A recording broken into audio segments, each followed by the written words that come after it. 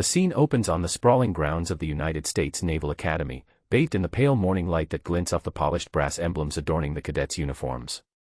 Lieutenant Commander Sarah Mitchell steps onto the parade deck, her posture straight, her gaze steady. The crisp snap of her boots against the concrete echoes amid the bustling cadets preparing for their morning drills. Despite the ceremonial grandeur, a palpable tension hangs in the air, sharpened by the low murmur of whispers and darting glances aimed in her direction. Sarah's entrance does not go unnoticed. Groups of cadets pause mid-step, their conversations faltering as eyes narrow and whispers rise. "Who does she think she is?" a young ensign mutters under his breath, barely concealing a smirk. Lieutenant Commander Mitchell, another scoffs, "With what experience? Probably some cushy desk job." The murmurs ripple through the ranks, a current of skepticism and thinly veiled disdain. The instructors, too, exchange glances, some with raised eyebrows, others with dismissive nods as if to affirm her presumed incompetence. The camera pans to Sarah's face, calm, unreadable, yet resolute. Her lips press into a thin line as she surveys the academy grounds, taking in the rows of white buildings, the rigors of the training fields, and the sea of uniforms that surround her. There is no hesitation in her step as she moves toward the command center, where she will report for her first briefing. Her presence disrupts the usual rhythm, a solitary figure unbowed but clearly an outsider. Inside the command center, the room buzzes with the low hum of tactical discussions and the shuffle of papers. Sarah's arrival prompts a subtle shift in atmosphere. Whispers continue, this time with a sharper edge. An older officer, Captain Reynolds, watches her approach with narrowed eyes, exchanging a subtle smirk with a junior officer beside him. "Let's see how long she lasts," he mutters under his breath, loud enough for a few nearby to hear. Sarah takes her place at the far end of the room, her back straight and hands clasped behind her. The commanding officer, Admiral Hastings, barely glances up from his briefing notes, his expression unreadable. The room is thick with unspoken doubts, and Sarah feels the weight of the invisible barrier that separates her from acceptance. Yet, she makes no move to break the silence beyond a quiet nod. As the briefing commences, Sarah listens intently, her eyes sharp and focused. When the floor opens for strategic input, she speaks, not with the brash confidence of a newcomer, but with the measured precision of one who has faced far greater challenges. "If we anticipate the enemy's flanking maneuver, we can deploy the reconnaissance units to intercept before they reach the ridge line," she suggests, her voice steady and assured. The room falls momentarily silent. A junior officer raises an eyebrow, exchanging a quick glance with Captain Reynolds, whose lips twitch in a near smile of condescension. "With all due respect, Lieutenant Commander, that's a standard tactic taught to all cadets," Reynolds replies, his tone dripping with patronage. "Perhaps you underestimate the complexity of this exercise." Sarah meets his gaze without a flicker of doubt. Standard tactics can be effective if executed with precision and timing. "The key is coordination and rapid communication," she replies calmly, the conviction in her voice slicing through the undercurrent of skepticism. The officers around her shift uncomfortably, their previous dismissiveness challenged by her unwavering composure. Later, on the training grounds, the cadets assemble for the tactical exercise that will soon test their mettle. Sarah stands apart, observing the teams with a strategist's eye. The sun beats down, casting long shadows as the drill begins. Commands crack through the air, radios buzz, and simulated gunfire punctuates the tense moments. Sarah's unit moves with disciplined efficiency, responding to evolving threats with adaptability. Her leadership is subtle but unmistakable. She anticipates the opposing force's moves, directing her team to exploit weaknesses and secure strategic positions. When a sudden simulated ambush threatens to overwhelm her squad, she swiftly reallocates resources, ordering flankers to encircle the attackers while directing the main force to hold ground. The fluidity of her commands contrasts sharply with the hesitancy exhibited by other leaders on the field. The mock battle intensifies, and the tension among the cadets is palpable. As the exercise concludes, the results are tallied. Sarah's unit emerges with the highest marks in both offensive strategy and defensive resilience. The commanding officers confer quietly, their earlier skepticism replaced by reluctant acknowledgement. A few cadets, previously dismissive, now regard her with a mixture of surprise and grudging respect. Back in the locker room, a few cadets exchange hushed conversations. "Did you see how she handled that ambush? She was 2 steps ahead all the way," one whispers. Another nods, "Yeah, maybe she's not just some desk jockey after all." Yet, there remains a lingering tension, a wariness born of preconceived notions not easily undone. Suddenly, Sarah unbuttons her jacket, revealing a series of medals pinned beneath, small, gleaming emblems of valor and service. The room falls into a stunned silence as the badges catch the light, a Purple Heart, a Navy Cross, and a Combat Action Ribbon, among others. The medals speak volumes, whispering stories of classified operations, humanitarian missions in hostile zones, and sacrifices made in the shadowed theaters of war. Whispers shift to murmurs of disbelief. "She's decorated," one cadet breathes. Captain Reynolds' smirk fades, replaced by a flicker of uncertainty. Admiral Hastings, watching from the doorway, removes his glasses and studies her with a new expression, one that carries the weight of respect and perhaps a hint of regret for his earlier indifference.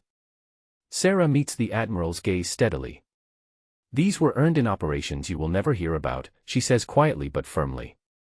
"I am here to serve, not to prove myself to anyone who doubts my commitment." Her words hang in the air, a challenge and a declaration.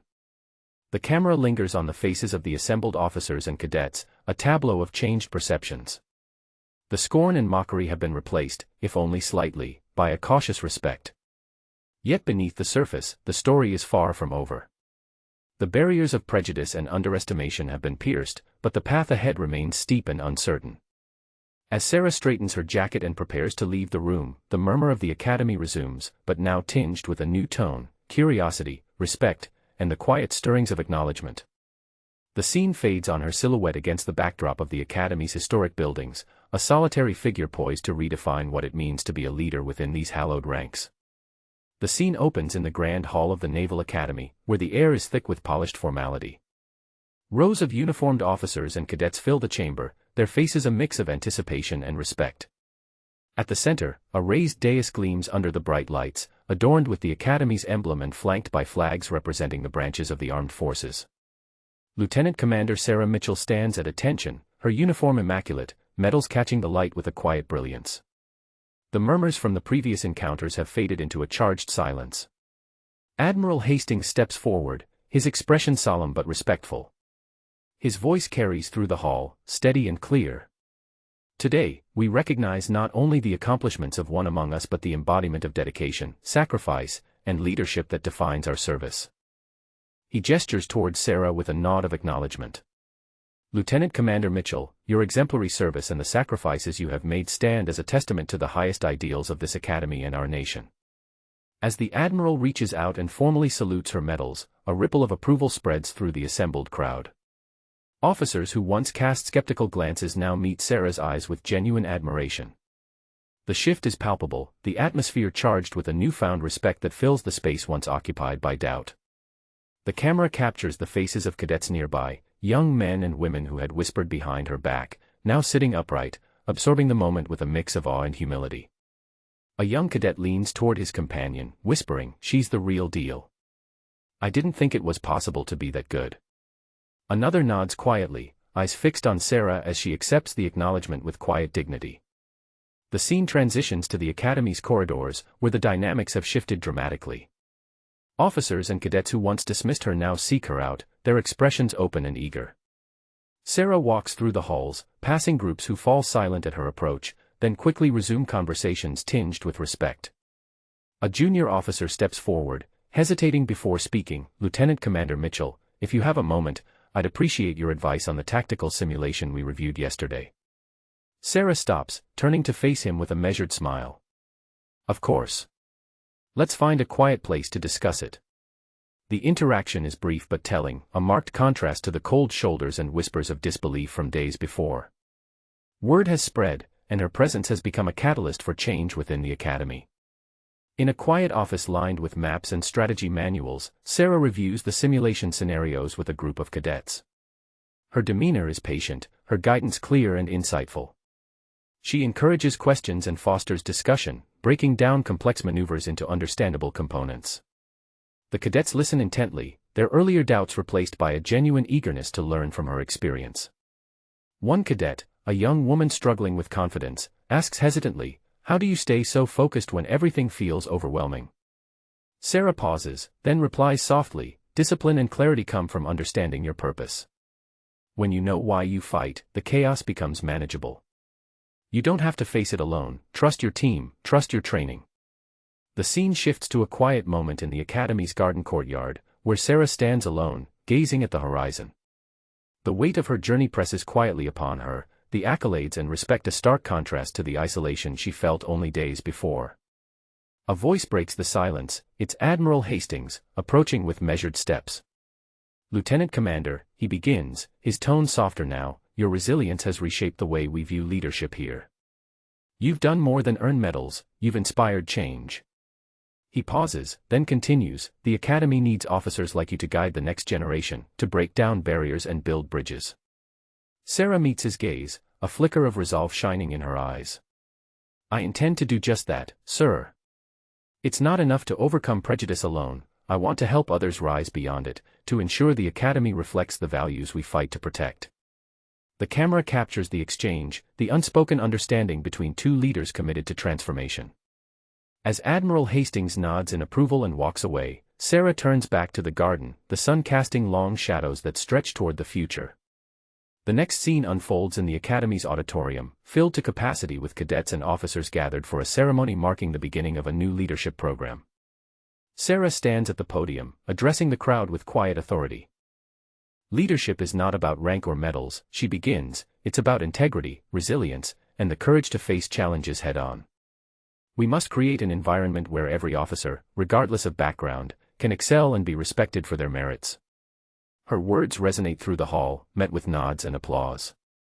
Among the audience, officers who once doubted her rise to their feet, their expressions reflecting genuine conviction. The energy in the room is one of unity and renewed purpose. Back in the corridors, Sarah walks alongside a group of cadets, her presence a beacon of mentorship and empowerment. A young man expresses gratitude, "Thank you for showing us what real leadership looks like." Another adds, "You're helping us believe in ourselves." Sarah smiles, the weight of past struggles giving way to the promise of progress. "We all carry burdens and doubts," she replies. "But together, we can rise above them. That's what leadership is truly about." The camera pans upward, capturing the Academy's iconic spires against a brightening sky, a symbol of tradition evolving through courage and conviction. The faces of the cadets and officers fade into a montage of determined expressions, a collective force inspired to break barriers and redefine excellence. As the scene closes, Sarah's steady figure remains at the heart of the Academy's transformation, a living testament to the power of resilience, honor, and the unwavering commitment to lead not just by rank, but by example.